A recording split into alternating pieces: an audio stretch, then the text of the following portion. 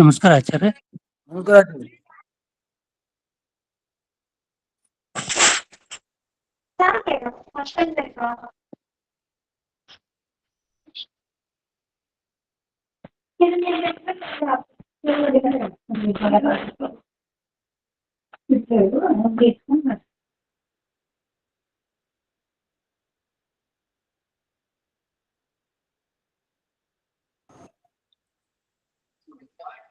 ಸುಮತಿಭಿರನುಮೇಯಂ ಶುಭ್ರಕಾಜಂ ಸಖಾಜಂ ಸುಖಮಜಮನಪಾಜಂ ಮುಕ್ತ್ಯುಪಾಜಂ ವಿಮಾಜಂ ದ್ರಹಜಮಹಮಮೇಯಂ ಧೇಜಮಾಮ್ನಾಜಗೇಜಂ.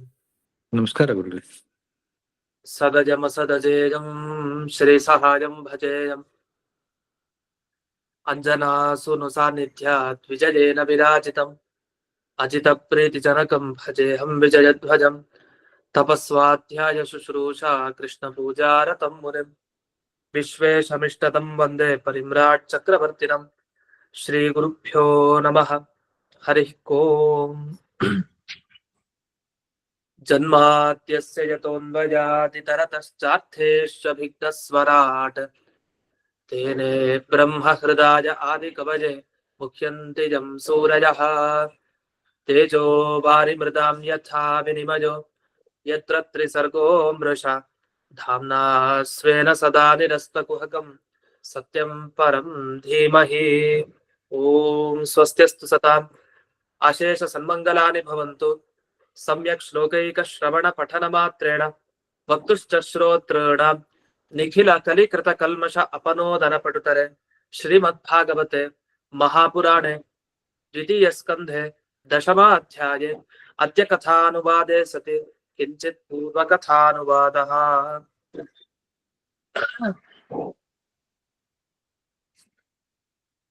ನಿನ್ನೆ ದಿವಸ ಅನೇಕ ತರಹದ ಜೀವರಾಶಿಗಳನ್ನು ನೋಡಿದ್ವಿ.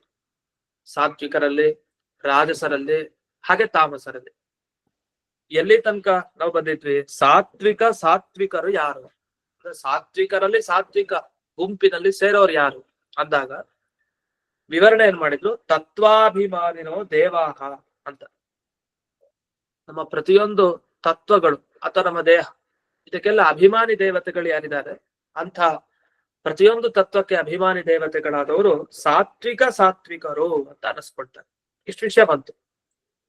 ಸರಿ, ಈ ಸಾತ್ವಿಕರಿಗಿಂತಲೂ ಯಾರು ಸಾತ್ವಿಕರು ಅಂದ್ರೆ ಆಗ ಹೇಳ್ತಾರೆ, ಅದು ಸಾತ್ವಿಕರಿಗಿಂತಲೂ ಸಾತ್ವಿಕರು ಯಾರು ಅಂದ್ರೆ ಗರುಡ, ಶೇಷ ಮತ್ತೆ ರುದ್ರ, ಇವರ ಹೆಂಡತಿಯರು ಮತ್ತೆ ಅವರ ಗಂಡಂತರು ಅಂದ್ರೆ ಗರುಡ, ಶೇಷ, ರುದ್ರದೇವರು, ಹಾಗೆ ಸೌಪರ್ಣಿ, ವಾರುಣಿ ಮತ್ತೆ ಪಾರ್ವತಿ ದೇವಿ, ಇವರು 3 ಜನ. ಹೀಗೆ ಈ 3 ಜನ ದಂಪತಿಗಳೇನಿದಾರಲ್ಲ, ಇವರು ಸಾತ್ವಿಕರಲ್ಲಿ ಏನು ಸಾತ್ವಿಕರಿದ್ದಾರೆ ಅವರಿಗಿಂತ ಸಾತ್ವಿಕರು ಅಂತ ಅನಿಸ್ಕೊಳ್ತಾರೆ. ಸರಿ, ಇವರಿಗಿಂತ ಯಾರು ಸಾತ್ವಿಕರು ಅಂದ್ರೆ ಬ್ರಹ್ಮದೇವರ ಪತ್ನಿ ಅಂದ್ರೆ ಸರಸ್ವತಿ ದೇವಿ, ಅಂದ್ರೆ ಭಾರತೀ ದೇವಿಯನ್ನು ತಗೊಳ್ಳು. ಸರಸ್ವತಿ ದೇವಿ, ಭಾರತೀ ದೇವಿ ಇನ್ನೂ ಸಾತ್ವಿಕ ಸ್ವಭಾವ. ಅವರಿಗಿಂತ ಸಾತ್ವಿಕ ಯಾರು? ಬ್ರಹ್ಮದೇವರು ಮತ್ತೆ ವಾಯುದೇವರು ಅಂತ ಅರ್ಥ. ಅವರಿಗಿಂತ ಯಾರು ಸಾತ್ವಿಕ?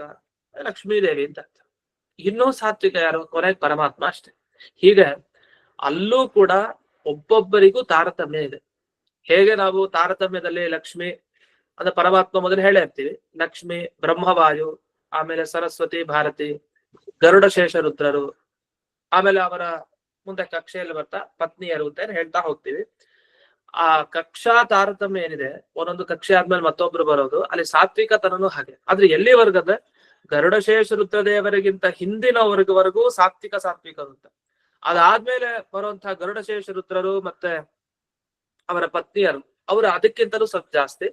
ಆಮೇಲೆ ಸರಸ್ವತಿ, ಭಾರತಿ, ಆಮೇಲೆ ಬ್ರಹ್ಮವಾಯು, ಆಮೇಲೆ ಲಕ್ಷ್ಮೀದೇವಿ ಬಗ್ಗೆ ಹೇಳೋದೇ ಬೇಡ, ಲಕ್ಷ್ಮೀನಾರಾಯಣನ ಜೊತೆಗೆ ತಗೊಳ್ಳೋದು ಅಂತ. ಇಷ್ಟು ಈ ಸಾತ್ವಿಕ ಪ್ರಭೇದವನ್ನ ಇಷ್ಟು ತಿಳಿಸಿದ್ದಾರೆ. ಇದನ್ನ ಆಚಾರ್ಯರು ತಿಳಿಸಿತ್ತು ಭಾಗವತ ತಾತ್ಪರ್ಯದಲ್ಲಿ. ಇದು ಕೇವಲ ವ್ಯಾಖ್ಯಾನದಲ್ಲಿ ಬಂದ ವಿಷಯ ಅಷ್ಟೇ ಅಲ್ಲ, ಅಲ್ಲಿ ಅನೇಕ ಶ್ಲೋಕ ಇದೆ. ಅದರಲ್ಲಿ ಆ ಶ್ಲೋಕವನ್ನ ಮಾತ್ರ ಹೇಳಿ ಸರಳವಾದ ಅರ್ಥ ಹೇಳ್ತೀನಿ, ಯಾಕೆಂದ್ರೆ ಅದಾಗ್ಲೇ ನೋಡಿದೀವಿ ಅರ್ಥವನ್ನ. ಮೊದಲನೇ ಶ್ಲೋಕ ಅವ್ರು ಕೊಟ್ಟಿರೋದಲ್ಲಿ ತಾಮಸಾ ದೈತ್ಯಾಹ ಪ್ರಧಾನ ದೇವಶತ್ರವ ತಾಮಸ ರಾಜಸಾಸ್ತೇಷಾಂ ಅನುಗಾಸ್ತೇಷು ಸಾತ್ವಿಕಾಹ ಅಂತ ಹೀಗೆ ಶ್ಲೋಕವನ್ನ ಆರಂಭ ಮಾಡಿದ್ರು.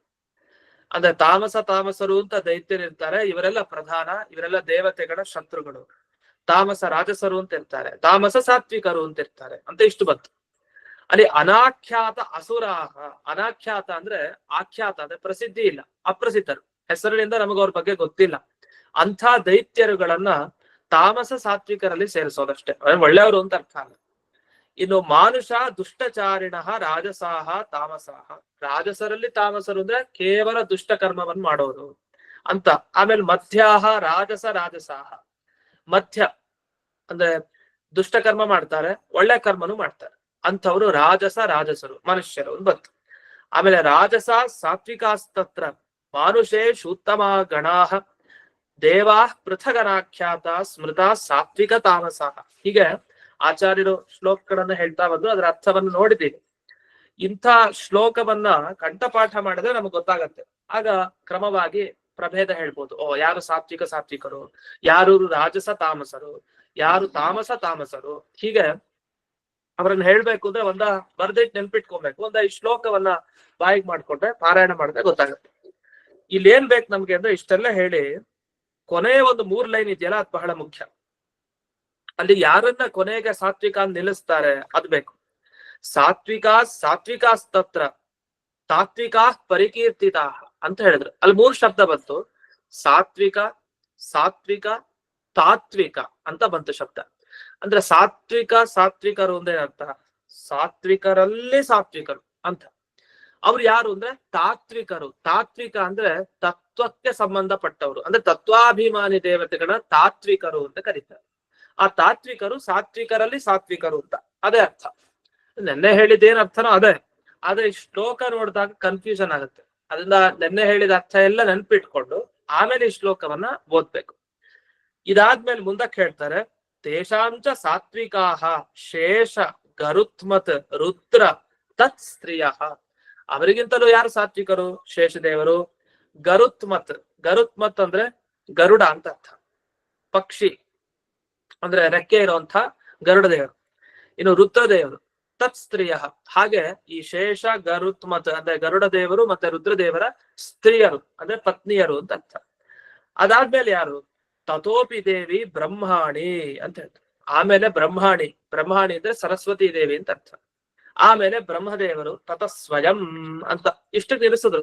ಆದ್ರೆ ಮುಂದಕ್ಕೇನು? ಯಾವಾಗ ಬ್ರಹ್ಮಾಣಿ ಬಗ್ಗೆ ಬರ್ತೀವಿ ಅಂದ್ರೆ ಸರಸ್ವತಿ ದೇವಿ ಬಗ್ಗೆ, ತದನಂತರ ಬ್ರಹ್ಮದೇವರೇ ಸ್ವಯಂ ಅತ್ಯಂತ ಸಾತ್ವಿಕರು ಅಂತಾಯ್ತು ಅಷ್ಟುವರೆಗೆ. ಅದಕ್ಕೆ ಸಾತ್ವಿಕ ತರ ಅಂತ ಹೇಳ್ತಾರೆ ಯಾರಿಗೆ? ಸರಸ್ವತಿ ದೇವಿಗೆ. ಸಾತ್ವಿಕ ತಮ ಅಂದ್ರೆ ಅದು ಬ್ರಹ್ಮದೇವರು. ಇದಾದ್ಮೇಲೆ ಲಕ್ಷ್ಮೀ ದೇವಿ ಇನ್ನೆಷ್ಟು, ಅಲ್ಲಿ ಹೇಳಲಿಕ್ಕೆ ಶಬ್ದನೇ ಸಿಗಲ್ಲ, ಅಷ್ಟು ಸಾತ್ವಿಕಳು ಲಕ್ಷ್ಮೀ ದೇವಿ. ಪರಮಾತ್ಮ ಅಂತೂ ಎಲ್ಲರಿಗಿಂತಲೂ ಒಂದು ಗುಣ ಜಾಸ್ತಿ, ಅಂತ ಅನಂತ ಪಟ್ಟೆ ಜಾಸ್ತಿ. ಒಟ್ಟು ಎಲ್ಲರಲ್ಲಿ ಏನೇನ್ ಗುಣ ಇದೆ ಸಾತ್ವಿಕತನ, ಅದಕ್ಕಿಂತ ಅನಂತ ಗುಣಪಟ್ಟು ಭಗವಂತನಲ್ಲಿ ಇದ್ದೇ ಇದೆ ಸಾತ್ವಿಕತನ. ಇಷ್ಟು ಈ ಶ್ಲೋಕದ ಅಭಿಪ್ರಾಯ.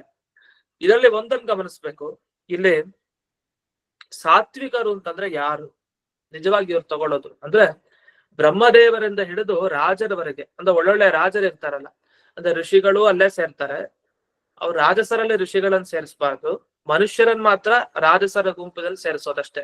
ಋಷಿಗಳು, ಮುನಿಗಳು ಅಂತ ಯಾರನ್ನ ಕರಿತೀವಿ, ಮತ್ತೆ ಅವಧೂತರು ಅಂತ ಯಾರನ್ನ ಕರಿತೀವಿ. ಅವಧೂತರಂದ್ರೆ ಈ ಕಾಲದ ಅವಧೂತರಲ್ಲ, ಈ ಕಾಲದಲ್ಲಿ ಅವಧೂತರು ಅಂತ ಹೆಸರಿರುತ್ತೆ, ಅಂಥ ಅವಧೂತರಲ್ಲ. ನಿಜವಾಗಿ ಈ ಭಾಗವತಲ್ಲಿ ಬಂದಂತೆ ಅವಧೂತರ ಲಕ್ಷಣ ಹೊಂದವ್ರದ ಶುಕಾಚಾರ್ಯರು ಅಂತ ಅರ್ಥ. ಅಂಥ ಅವಧೂತರು ಯಾರ್ಯಾರಿದ್ದಾರೆ ಅಂಥವ್ರು.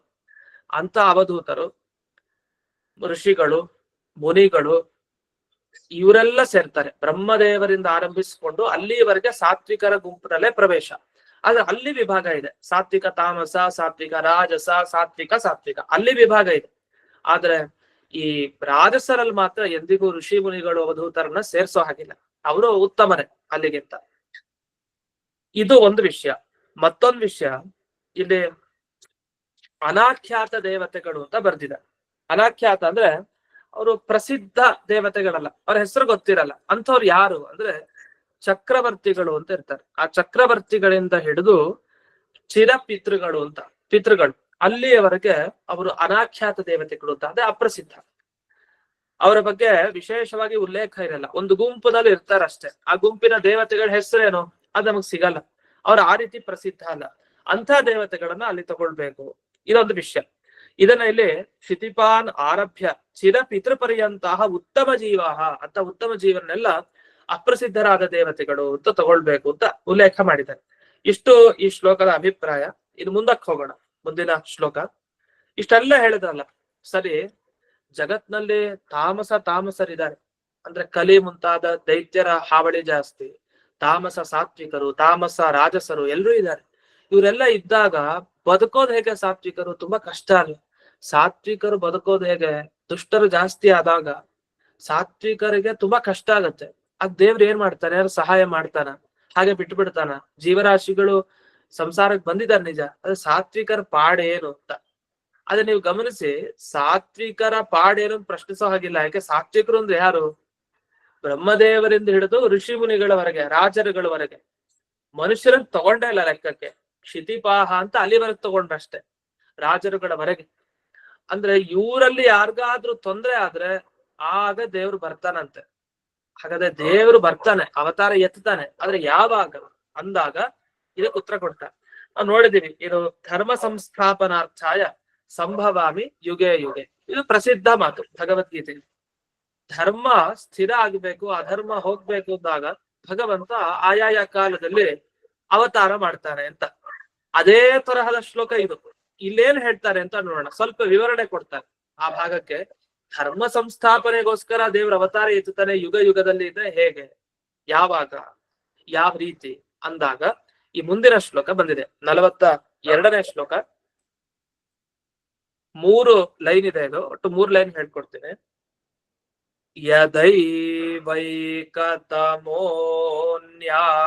ಯದೈವೈಕತಮೋನ್ಯಾಭ್ಯಾಂ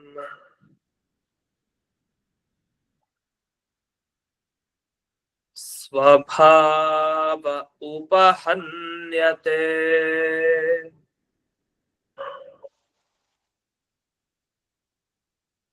ಇಲ್ಲಿ ಒಂದು ಪದ ಅದು ಬ್ರಾಕೆಟ್ ಅಲ್ಲೇ ಹಾಕಲಾಗಿದೆ, ಮತ್ತೊಂದನ್ನು ಸೇರಿಸ್ಕೊಳ್ಬೇಕು. ಒಂದು ಅನ್ಯಾಭ್ಯಾಮ್ ಅಂತಿದೆ, ಮತ್ತೊಂದು ಕಡೆ ಪಾಠ ದ್ವಾಭ್ಯಾಮ್ ಅಂತಾನು ಸಿಗತ್ತೆ ಭಾಗವತಲ್ಲಿ. ಅಂದ್ರೆ ಹೇಗೆ? ಯದೈವೈಕತಮೋ ದ್ವಾಭ್ಯಾಮ್ ಅಂತ ಸಿಗತ್ತೆ ಪಾಠ. ಇನ್ನು ಇವಾಗ ಹೇಳಿದಂತೆ ಯದೈವೈಕತಮೋನ್ಯಾಭ್ಯಾಮ್ ಅಂತ, ಅಲ್ಲಿ ಅನ್ಯಾಭ್ಯಾಮ್ ಅಂತ ಒಂದು ಶಬ್ದ ಅಥವಾ ದ್ವಾಭ್ಯಾಮ್ ಅಂತ ಶಬ್ದ, ಅರ್ಥ ಮಾತ್ರ ಎರಡಕ್ಕೂ ಸಮಾನವಾದ ಅರ್ಥವನ್ನೇ ಇಲ್ಲಿ ತಗೊಳ್ತಾರೆ. ಹಾಗಾಗಿ ಒಟ್ಟು 2 ಶಬ್ದ, ಯಾವ್ದಾರ ಒಂದು ಶಬ್ದ. ಭಾಗವತ ನಮ್ಗೆ ಶ್ಲೋಕಗಳು ಸಿಕ್ಕಿದ್ರು ಪಾಠಗಳಲ್ಲಿ ವ್ಯತ್ಯಾಸ ಇದೆ. ಅಂದ್ರೆ ಈ ಶ್ಲೋಕದಲ್ಲಿ ಪದ ಹೀಗೆ ಇದೆಯಾ ಇಲ್ವಾ ಅದು ನೋಡಿ ಪಾರಾಯಣ ಮಾಡ್ಬೇಕು, ಅಥವಾ ಅಲ್ಲೇನಾದ್ರು ಫುಟ್ ನೋಟ್ಸ್ ತರ ಮಾಡ್ಕೊಳ್ಬೇಕು, ಅಡಿ ಟಿಪ್ಪಣಿಗಳನ್ನ ಯೋಜನೆ ಮಾಡ್ಕೋಬೇಕು. ಆ ತರ ಇದೆ. ಇದು ಮುಂದಕ್ಕೆ ಹೋಗೋಣ. ತದೈ ವೇದಂ ಜಗದ್ಧಾತ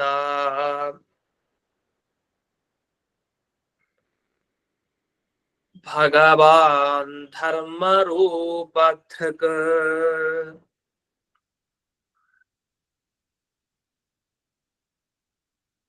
ಪುಷ್ಣಾತಿ ಸ್ಥಾಪಯನ್ ವಿಶ್ವಂ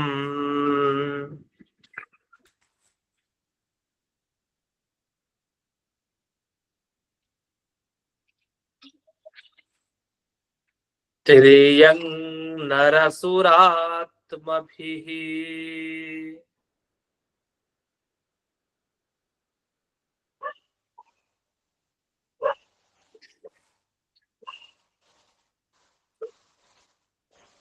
ಭಗವಂತ ಆ ಕ್ಷಣನೇ ಆ ಸಮಯದಲ್ಲೇ ಅವತಾರ ಮಾಡ್ತಾರಂತೆ. ಹೇಗೆ ಅವತಾರ ಮಾಡ್ತಾನೆ? ತಿರಿಯಕ್ ನರ ಸುರಾತ್ಮಭಿಹಿ ಅಂತ ಹೇಳ್ತಾರೆ. ಬೇರೆ ಪ್ರಾಣಿಗಳ ರೂಪದಲ್ಲಿ ಬರ್ತಾನೆ, ಕೆಲವರು ರಕ್ಷಣೆ ಮಾಡ್ಲಿಕ್ಕೆ.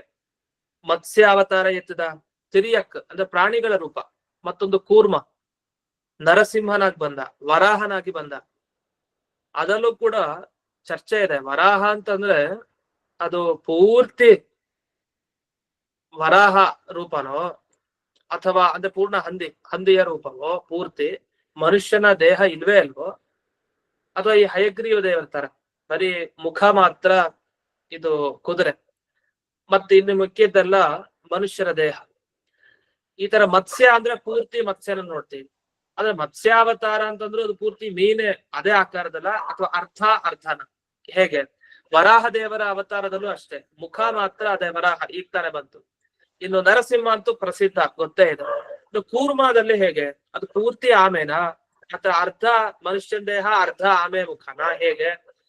ಈ ತರ ವಿಷಯವನ್ನು ಗಮನಿಸ್ಬೇಕು ನಾವು ಕೇವಲ ನರಸಿಂಹ ಅವತಾರದಲ್ಲಿ ಮಾತ್ರ ಅರ್ಧ ಅಂತ ಅನ್ಕೊಂಡಿರ್ತೀವಿ, ಒಂದು ಸಿಂಹ ಇನ್ನೊಂದು ಮನುಷ್ಯನ ದೇಹ ಅಂತ. ಆದ್ರೆ ವರಾಹ ಅಂದ್ರೆ ಪೂರ್ತಿ ವರಾಹನಾಗ್ ಬಂದ, ಅಥವಾ ಅರ್ಧ ವರಾಹನಾಗ್ ಬಂದ, ಹೇಗೆ? ಇದ್ರ ಬಗ್ಗೆ ಒಂದು ವಿಚಾರ ಇದೆ, ಇದನ್ನ ನಾವು ಮುಂದೆ ನೋಡ್ತೀವಿ. ತೃತೀಯ ಸ್ಕಂದ ಭಾಗವತ ಇನ್ನೇನ್ ಪ್ರಾರಂಭ ಆಗತ್ತೆ, ಈಗ 2ನೇ ಸ್ಕಂದ ಮುಕ್ತಾಯ ಆಗ್ಬಿಡತ್ತೆ ಇನ್ನೇನು ಸ್ವಲ್ಪ ದಿವಸ. ಆ 3ನೇ ಸ್ಕಂದ ಭಾಗವತದಲ್ಲಿ ವರಾಹ ದೇವರ ಬಗ್ಗೆ ಉಲ್ಲೇಖ ಮಾಡ್ತಾ ಹೋಗ್ತಾರೆ. ಆಗ ನಮಗ್ ಗೊತ್ತಾಗತ್ತೆ ವರಾಹನ ರೂಪ ಎಂಥದ್ದು ಅನ್ನೋ ವಿಚಾರ ಅಲ್ಲಿ ಬರುತ್ತೆ. ಅದನ್ನ ಅಲ್ಲೇ ಆ ವಿಚಾರವನ್ನು ನೋಡೋಣ. ಇಲ್ಲಿ ತಿರಿಯಕ್ ಅಂದ್ರೆ ಕೆಲವು ಪ್ರಾಣಿ ರೂಪವನ್ನ ಹೊತ್ಕೊಂಡ್ ಬರ್ತಾರೆ. ಇನ್ನು ನರ ಮನುಷ್ಯ ರೂಪ ಅಂದ್ರೆ ರಾಮ ಕೃಷ್ಣ ಈ ಅವತಾರದಲ್ಲಿ ಬಂದ. ಇನ್ನು ಸುರ ಅಂದ್ರೆ ದೇವತೆಗಳ ಒಳಗಡೆ ಅಂಶ ಆವಿಷ್ಟನಾಗಿ ಬರ್ತಾನೆ, ಸ್ವಯಂ ದೇವತೆಯಾಗೆ ಬರ್ತಾನೆ ಹಲವು ಸರಿ. ಹೀಗೆ ಒಂದೊಂದು ರೂಪದಲ್ಲಿ ಈ ಕಲ್ಕಿ ಅವತಾರದಲ್ಲಿ ಬರ್ತಾನೆ, ಬುದ್ಧ. ಹೀಗೆ ಈ ಎಲ್ಲ ಅವತಾರಗಳ ಬಗ್ಗೆ ನಿಷ್ಕೃಷ್ಟವಾಗಿ ಏನ್ ಹೇಳುತ್ತೆ ಭಾಗವತ, ಅದು ಕೂಡ ನಮಗ್ ಮುಖ್ಯ. ಅದನ್ನೆಲ್ಲ ಮುಂದಿನ ಸ್ಕಂಧಗಳಲ್ಲಿ ನಾವು ನೋಡ್ತೀವಿ. ಅಂತೂ ಇಲ್ಲಿ ತಿರಿಯಂಗ ನರ ಸುರಾತ್ಮವಿಹಿ, ಈ ಸುರ ಅನ್ನೋದಕ್ಕೆ ಇಲ್ಲಿ ಉದಾಹರಣೆ ಕೊಟ್ಟಿರೋದು ಈ ರೂಪ ಯಾವುದು, ಉಪೇಂದ್ರ ರೂಪವನ್ನ ಕೊಟ್ಟಿದ್ದಾರೆ. ಉಪೇಂದ್ರ ನಾಮಕ ಪರಮಾತ್ಮ ಏನಿದ್ದಾನೆ ಅದು ಸಾಕ್ಷಾತ್ ದೇವತಾ ರೂಪ ಅಂತ ಹೇಳ್ತಾರೆ, ದೇವತೆ. ಹೀಗೆ ಮತ್ಸ್ಯ ಕೂರ್ಮ ಇದು ತಿರಿಯಕ್ ಪ್ರಾಣಿಗಳ ರೂಪದಲ್ಲಿ, ಮತ್ತೆ ವರಾಹವನ್ನು ಸೇರಿಸ್ಕೊಂಡಿದ್ದಾರೆ. ಹಾಗಾಗಿ ಈ ಮೂರನ್ನ ಸೇರಿಸ್ಕೊಂಡಾಗ ನಮ್ಗೇನ್ ಅನ್ಸತ್ತೆ ಅಂದ್ರೆ ಈ ಮೂರು ಪೂರ್ತಿ ರೂಪ ಅನ್ಸತ್ತೆ. ಮತ್ಸ್ಯ ಅಂದ್ರೆ ಪೂರ್ತಿ ಮೀನು, ಪೂರ್ತಿ ಆಮೆ, ಪೂರ್ತಿ ಹಂದಿ ರೂಪ, ಈ ತರ ವರಾಹ ಕಾಡ್ ಹಂದಿ ರೂಪ. ಈ ರೀತಿ ತಿರಿಯಕ್ ಆಮೇಲೆ ಸೇರಿಸ್ತಿಲ್ಲ ಯಾವ್ದನ್ನ, ಈ ವ್ಯಾಖ್ಯಾನದಲ್ಲಿ ಬರೀತ ಮೂರನ್ ಮಾತ್ರ ಹಾಕಿದ್ದಾರೆ. ಆ ನರಸಿಂಹದ ಬಗ್ಗೆ ಏನು ಮಾತಾಡ್ಲಿಲ್ಲ. ಇನ್ನು ಮುಂದೆ ರಾಮಕೃಷ್ಣ ಅಂತ ಮನುಷ್ಯ ರೂಪದಲ್ಲಿ ಬರೋದಕ್ಕೆ ಹಾಕಿದ್ರು. ಇನ್ನು ಸುರ ಅನ್ನೋದಕ್ಕೆ ಉಪೇಂದ್ರಾದಿ ಅಂತ, ಉಪೇಂದ್ರ ಮೊದಲಾದ ರೂಪದಿಂದ ದೇವ್ರು ಬರ್ತಾನೆ ಅಂತ ಇಷ್ಟು ಬರ್ತದೆ. ಸರಿ, ಇಷ್ಟೆಲ್ಲ ರೂಪ ಯಾಕೆ ಧರಿಸ್ಕೊಂಡ್ ಬರ್ತಾನೆ ಅಂದ್ರೆ ಭಗವಂತ ಹೇಗಾದ್ರೂ ಬಂದು ಕಾಪಾಡ್ತಾನೆ ಅಂತವ್ರನ್ನ ಅಂತ. ಒಳ್ಳೆಯವರನ್ನ ಕಾಪಾಡ್ಲಿಕ್ಕೆ ಅವ್ನ್ ಯಾವ್ದಾದ್ರು ರೂಪ ಹೊತ್ಕೊಂಡ್ ಬರ್ತಾನೆ, ಮನುಷ್ಯ ಆಗ್ಬೋದು, ಪ್ರಾಣಿ ಆಗ್ಬೋದು, ದೇವತೆ ಆಗ್ಬೋದು, ಅಂತೂ ಯಾವ್ದಾರು ಒಂದು ರೂಪದಿಂದ ಬಂದು ಈ ರೀತಿಯಲ್ಲಿ ಅನುಗ್ರಹ ಮಾಡ್ತಾರೆ. ಇಲ್ಲಿ ಹೇಳ್ಬೇಕಾದ್ರೆ ಸ್ವಾಭಾವಿಕ ರೂಪನೇ ಹೇಳಿದ್ರು, ಅಂದ್ರೆ ಸಹಜವಾಗಿ ಪೂರ್ತಿ ದೇವರೇ ಬಂದಿತ್ತು, ಯಾರೋ ಒಳಗಡೆ ಹೋಗಿ ಆವೇಶಗೊಂಡು ಬಂದಿದ್ದಲ್ಲ, ಯಾವ್ದ್ರಲ್ಲೂ ಸನ್ನಿಧಾನ ಇಟ್ಟು ಅವ್ರ ಮುಖಾಂತರ ಮಾಡಿಸಿದ್ದಲ್ಲ, ಅವನೇ ಮಾಡಿತ್ತು, ಸಾಕ್ಷಾತ್ ಆಗಿ ಬಂದಿತ್ತು. ಅವನೇ ಯಾವಾಗ ಸಾಕ್ಷಾತ್ ಅವತಾರ ಮಾಡ್ತಾರೆ, ಜಗದ್ಧಾತ ಭಗವಾನ್ ಧರ್ಮ ರೂಪ ಧೃಕ್, ಇಡೀ ಜಗತ್ತನ್ನ ಧಾತ ರಕ್ಷಣೆ ಮಾಡುವಂತಹ ದೇವರು ಧರ್ಮ ರೂಪ ಧೃಕ್, ಧರ್ಮ ಸಂಸ್ಥಾಪನೆಗೋಸ್ಕರ ಒಂದು ರೂಪ ಹೊತ್ಕೊಂಡ್ ಬರ್ತಾನೆ. ಧರ್ಮ ರೂಪ ಧೃಕ್, ಧರ್ಮವನ್ನ ಸ್ಥಾಪನೆ ಮಾಡ್ಲಿಕ್ಕೆ ಒಂದು ರೂಪ ಹೊತ್ಕೊಂಡ್ ಬರ್ತಾನೆ. ಅದು ಇಂತಿಂತ ರೂಪ, ಎಲ್ಲ ಧರ್ಮ ಸಂಸ್ಥಾಪನೆ ಮಾಡ್ತಾನೆ.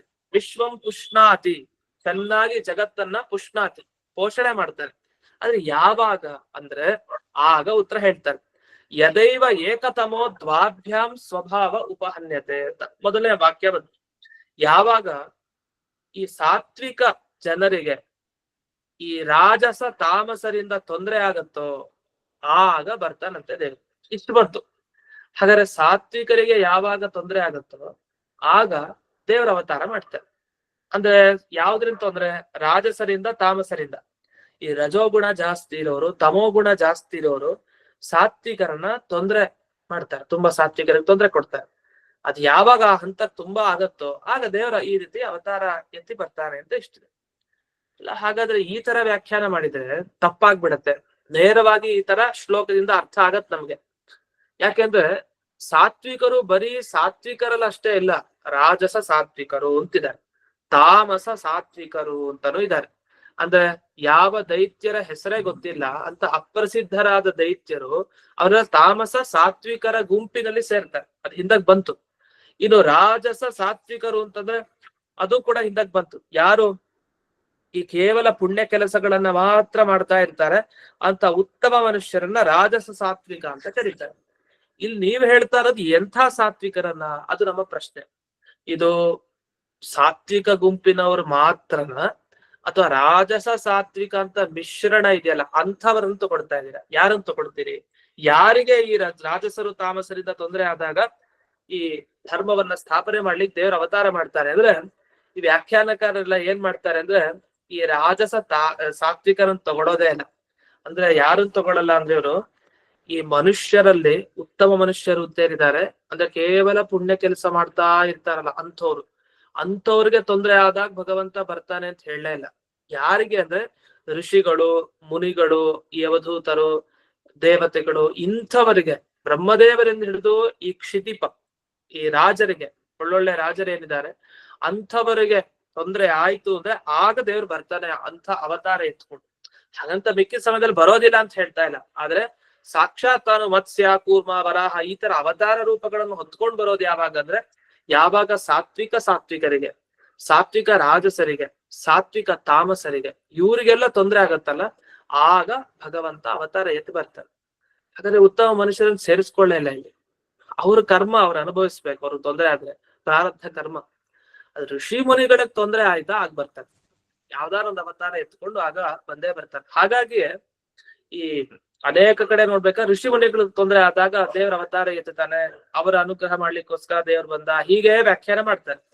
ವಸ್ತುತಃ ಉತ್ತಮ ಮನುಷ್ಯರು ಕೇವಲ ಪುಣ್ಯ ಕೆಲಸವನ್ನೇ ಮಾಡ್ತಾ ಇದ್ದಾಗ ಅಲ್ಲೂ ಬರ್ತಾನೆ ದೇವ್ರು, ಯಾವ್ದೋ ಒಂದು ರೂಪದಿಂದ ಬರ್ತಾನೆ. ಆದ್ರೆ ಇಂತಿಂತ ಅವತಾರಗಳು ಎತ್ತು ಬರ್ಲಿಲ್ಲ ಅಂತ ಅಷ್ಟೇ ಅಭಿಪ್ರಾಯದಲ್ಲಿ ಈ ಶ್ಲೋಕ ಬಂದಿರೋದು. ಕೆಲವರು ಇದಕ್ಕೆ ಅರ್ಥ ಮಾಡ್ತಾರೆ, ಇಲ್ಲ ರಾಜಸ ಸಾತ್ವಿಕರಿರ್ತಾರಲ್ಲ ಅಂದ್ರೆ ಯಾವಾಗ್ಲೂ ಪುಣ್ಯವನ್ನೇ ತಮ್ಮ ಕಾರ್ಯ ಅಂತ ಹೇಳಿ ಯಾವಾಗ್ಲೂ ಪುಣ್ಯ ಕೆಲಸ ಮಾಡ್ತಾ ಒಂದು ಚೂರು ಪಾಪ ಕರ್ಮವನ್ನ ಜೀವನದಲ್ಲೇ ಮಾಡ್ತಾ ಇರೋರು ಇರ್ತಾರಲ್ಲ, ಅಂಥವ್ರಿಗೆ ಅಂಥ ತೊಂದರೆ ಬಂದಾಗ ಅವತಾರ ಮಾಡ್ತಾರೆ. ಈಗ ಕಲ್ಕಿ ಅವತಾರ ಬಂತು, ಕಲ್ಕಿ ಪರಮಾತ್ಮನ ಅವತಾರ ಯಾಕೆ ಬಂದ ಪರಮಾತ್ಮ? ಆಗ ರಾಜಸ ಸಾತ್ವಿಕರಿಗೆ ತೊಂದರೆ ಆದಾಗ ಅಷ್ಟೇ. ಅಂದ್ರೆ ಒಂದೊಂದೊಂದೊಂದು ಕೂಡ ಇಲ್ಲಿ ಗಮನಿಸ್ಬೇಕಾಗಿದೆ ಅಂದ್ರೆ, ಸಾತ್ವಿಕರಾದವ್ರಿಗೆ ತೊಂದರೆ ಆದಾಗ ದೇವರು ಬರ್ತಾನೆ. ಅದು ಕೊನೆ ಹಂತ. ತುಂಬಾ ತೊಂದರೆ ಆಯ್ತು ಅಂದಾಗ, ಇನ್ನೇನು ಅನಿವಾರ್ಯ ಪರಿಸ್ಥಿತಿ, ಆಗ ದೇವರ ಅವತಾರ ಎತ್ತುತ್ತಾನೆ ಅನ್ನೋ ಅರ್ಥದಲ್ಲಿ ಶ್ಲೋಕ ಬಂದಿದೆ. ಇದ ವಿವರಣೆಗೆ ಇಡೀ ಭಾಗವತ ಅಧ್ಯಯನ ಮಾಡ್ಬೇಕಾಗಿ ಬರುತ್ತೆ, ಸುಮ್ನೆ ಹಾಗೆ ತೀರ್ಮಾನ ಮಾಡ್ಲಿಕ್ಕೆ ಬರಲ್ಲ.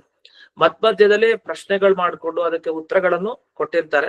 ಸದ್ಯದಲ್ಲಿ ಈ ಶ್ಲೋಕಕ್ಕೆ ನೋಡಿದಾಗ ಆಚಾರ್ಯರು ತಾವು ಸ್ಕಂದ ಪುರಾಣದ ಮಾತನ್ನ ಇಲ್ಲಿ ಉಲ್ಲೇಖ ಮಾಡ್ತಾರೆ. ಸ್ಕಂದ ಪುರಾಣದ ಮಾತನ್ನ ಹೇಳ್ತಾ ಅವ್ರು ಹೇಳೋದಿಷ್ಟು, ಯಾರು ಆಚಾರ್ಯರು ಏನ್ ಹೇಳ್ತಾರೆ ಅಂದ್ರೆ, ಸಾತ್ವಿಕೇಶು ತ್ರಿಷು ಯದಾ ತ್ವೇಕಸ್ಯ ಪ್ರತಿಬಾಧನ ರಜಸ್ತಮೋಭ್ಯಾಂ ವಿಷ್ಣುರ್ಹಿ ತದಾ ಪ್ರಾದುರ್ಭವತ್ಯಜಃ ರಾಜಸಾನ್ ತಾಮಸಾನ್ ಹತ್ವಾ ಸಾತ್ವಿಕಾನ್ ವರ್ಧಯಿಷ್ಯತಿ. ಸ್ಕಂದ ಪುರಾಣದ ಈ ಮಾತನ್ನ ಆಚಾರ್ಯ ಏನ್ ಹೇಳ್ತಾ ಇದ್ದಾರೆ, ಸಾತ್ವಿಕದಲ್ಲಿ ಏನ್ 3 ವಿಭಾಗ ಇದೆ, ಸಾತ್ವಿಕ ಸಾತ್ವಿಕ ರಾಜಸ, ಸಾತ್ವಿಕ ತಾಮಸ. ಇವರಿಗೆ ಏಕಸ್ಯ ಪ್ರತಿಪಾದನ, ಯಾರಿಗಾರು ಈ ಗುಂಪಿನಲ್ಲಿ ಒಂದು ಗುಂಪಿಗೆ ತೊಂದರೆ ಆಯ್ತು, ಯಾರಿಂದ? ರಜಸ್ತಮೋಭ್ಯ, ರಾಜಸರು ಮತ್ತೆ ತಾಮಸರು ತೊಂದರೆ ಕೊಟ್ಟು ಜಾಸ್ತಿ ಆಯ್ತು ಅಂದ್ರೆ, ಆಗ ವಿಷ್ಣು ಸ್ವಯಂ ವಿಷ್ಣು ದೇವರು ತಾನೇ ಪ್ರಾದುರ್ಭವತಿ, ತನಗ್ ಹುಟ್ಟಿಲ್ಲ ಆದ್ರೂ ಕೂಡ ಹುಟ್ಟುವನಂತೆ ನಾಟಕ ಮಾಡಿ ಬರ್ತಾನೆ, ಪ್ರಾದುರ್ಭಾವಗೊಳ್ತಾನೆ. ಯಾಕೆ ಬರ್ತಾನೆ ಅಂದ್ರೆ, ಅಧರ್ಮ ವಾರಣೆ ಮಾಡಿ ಧರ್ಮ ಸಂಸ್ಥಾಪನೆ ಮಾಡ್ಬೇಕು ಅಂದ್ರೆ, ರಾಜಸರು ತಾಮಸರು ಇವ್ರನ್ನೆಲ್ಲ ಕೊಂದು ಸಾತ್ವಿಕರನ್ನ ವರ್ಧಯಿಷ್ಯತಿ, ಅವ್ರನ್ನ ಬೆಳೆಯುವಂತೆ ಮಾಡ್ತಾನೆ ಅಂತ ಇಷ್ಟು ಬಂತು. ಹಾಗಾದ್ರೆ ಮಧ್ವಾಚಾರ್ಯ ಆ ವಾಕ್ಯದ ಅಭಿಪ್ರಾಯ, ಅವ್ರು ಹೇಳ್ತಾರೋ ಸಾತ್ವಿಕರ ಗುಂಪಿನಲ್ಲಿ ಅಷ್ಟೇ, ಅವ್ರ ರಾಜಸ ಉತ್ತಮ ಮನುಷ್ಯರನ್ನ ತಗೊಳ್ಳೋದೇ ಇಲ್ಲ ಆಚಾರ್ಯರು. ಇಷ್ಟನ್ ಮಾತ್ರ ತಗೊಂಡು ಅವರು ಉಲ್ಲೇಖ ಮಾಡಿ ಮುಂದಕ್ಕೆ ಹೋಗ್ತಾರೆ. ಆದ್ರೆ ಅವರು ಸ್ಪಷ್ಟವಾಗಿ ಅದ್ರ ಬಗ್ಗೆ ವಿವರಣೆ ಮಾಡಿಲ್ಲ. ಅದ್ರ ಸ್ಪಷ್ಟ ಸ್ಕಂದ ಪುರಾಣದ ಮಾತನ್ನಂತೂ ಹೇಳ್ತಾರೆ, ಸಾತ್ವಿಕೇಶು ತ್ರಿಷು ಅಂತ ಹೇಳ್ತಾರೆ, 3 ಅಂತ ಹೇಳ್ತಾರೆ. 3 ಅಂದಾಗ ನಾವು 4ನೇ ಸೇರಿಸ್ಕೊಳ್ಲಿಕ್ಕೆ ಬರಲ್ಲ. ಅಂದ್ರೆ ರಾಜಸ ಸಾತ್ವಿಕರನ್ನ, ಅದನ್ನ ಸಾತ್ವಿಕ ರಾಜಸ, ಸಾತ್ವಿಕ ತಾಮಸ ಅಂದ್ರೆ ಋಷಿ ಮುನಿಗಳು ರಾಜರುಗಳು, ಅಲ್ಲಿವರೆಗೆ ಏನಾದ್ರು ತೊಂದರೆ ಆಯ್ತು ಅಂದ್ರೆ, ಅಂಥ ತೊಂದರೆ ಆಗ ದೇವರ ಅವತಾರ ಸ್ವಯಂ ತಾನೇ ಬರ್ತಾನೆ ಅಂತ ಇಷ್ಟು ಅಭಿಪ್ರಾಯದಲ್ಲಿ ಈ ಶ್ಲೋಕ ಬಂದಿದೆ. ಇನ್ನು ಮುಂದೆ ಇನ್ನೊಂದು ಪ್ರಶ್ನೆಯನ್ನು ಮಾಡ್ಕೊಳ್ತಾರೆ, ಅಪರೂಪದ ವಿಷಯ ಏನಂದ್ರೆ, ಈಗ ದೇವರು ಸೃಷ್ಟಿಯನ್ ಮಾಡ್ತಾನೆ ಒಪ್ಕೊಳ್ಳೋಣ, ಅವ್ನು ಕಾಪಾಡ್ತಾನೆ ಸರಿ, ದೇವರಿಂದ ಸಂಹಾರ ಆಗಲ್ಲ, ಮತ್ತೊಬ್ಬ ಸಂಹಾರ ಮಾಡ್ತಾನೆ ಅಂತ ಆದ್ರೆ ದೇವ್ರು ಏನ್ ರಕ್ಷಣೆ ಮಾಡ್ತಾನೆ ನಮ್ಗೆ ಅಂತ ಒಂದು ಪ್ರಶ್ನೆ ಮಾಡ್ತಾರೆ. ಯಾಕೆ ನಮಗೆ ಗೊತ್ತು, ಬ್ರಹ್ಮದೇವರು ತಾವು ಇದನ್ನ ಸೃಷ್ಟಿ ಮಾಡ್ತಾರೆ, ಬ್ರಹ್ಮದೇವರು ಕಾಪಾಡೋದು ವಿಷ್ಣು, ಸಂಹಾರ ಮಾಡೋದು ರುದ್ರದೇವರು. ಮತ್ತೆ ರುದ್ರದೇವರ ಸಂಹಾರ ಮಾಡೋದು ಅಂತ ಆದ್ರೆ, ರುದ್ರದೇವರು ಅಂತ ಹೆಸರು ಹೇಳಿಲ್ಲ, ಆದ್ರೆ ದೇವರ ರಕ್ಷಣೆ ಮಾಡೋದು ಅಷ್ಟೇ ಕೆಲಸ ಆದ್ರೆ, ಸಂಹಾರ ಮಾಡೋದು ಮತ್ತೊಬ್ಬನಾದ್ರೆ ದೇವ್ರ ಏನ್ ಮಾಡ್ತಾನೆ? ಮತ್ತೊಬ್ಬನ ಸಂಹಾರ ಮಾಡಿ ಮುಗಿಸಿದ್ರೆ ಇವನೇನ್ ರಕ್ಷಣೆ ಮಾಡ್ತಾನೆ ಅಂತ ಒಂದು ಪ್ರಶ್ನೆಯನ್ನ ಮಾಡ್ಕೊಳ್ತಾನೆ ಮುಂದಕ್ಕೆ. ಆ ಪ್ರಶ್ನೆಗೆ ಉತ್ತರವನ್ನ ಹೇಳಲಿಕ್ಕೆ ಮುಂದೆ ಹೊರಡ್ತಾರೆ. ಮತ್ತು ಇಲ್ಲಿವರೆಗೆ ನಮ್ಗೆ ಭಗವಂತನ ಅವತಾರ ಯಾವಾಗ ಯಾವಾಗ ಆಗತ್ತೆ, ಅನೇಕ ಜೀವರಾಶಿಗಳ ಪ್ರಭೇದ, ಅದನ್ನೆಲ್ಲ ಇಲ್ಲಿವರೆಗೆ ತಿಳಿಸಿದ್ದಾರೆ. ಮುಂದಿನ ವಿಷಯಗಳನ್ನ ನಾಳೆ ದಿವಸ ನೋಡೋಣ ಅಂತ ಹೇಳ್ತಾ ದಿನ ಪಾಠವನ್ನ ಅಸ್ಮದ್ ಗುರುವಂತರ್ಗತ ವ್ಯಾಸತೀರ್ಥ ಗುರುವಂತರ್ಗತ ಭಾರತೀಯ ರಮಣ ಮುಖ್ಯ ಪ್ರಾಣ ಅಂತರ್ಗತ ಶ್ರೀಮನ್ ಮೂಲ ಗೋಪಾಲಕೃಷ್ಣನಿಗೆ ಅರ್ಪಣೆಯನ್ನು ಮಾಡ್ತಾರೆ. ಶ್ರೀಕೃಷ್ಣ ಅರ್ಪಣೆ. ನಮಸ್ಕಾರ ನಮಸ್ಕಾರ ಗುರುಗಳೇ, ಧನ್ಯವಾದ. ಧನ್ಯವಾದಗಳು ಗುರುಗಳೇ. ನಮಸ್ಕಾರ. ನಮಸ್ಕಾರ ಗುರುಗಳೇ.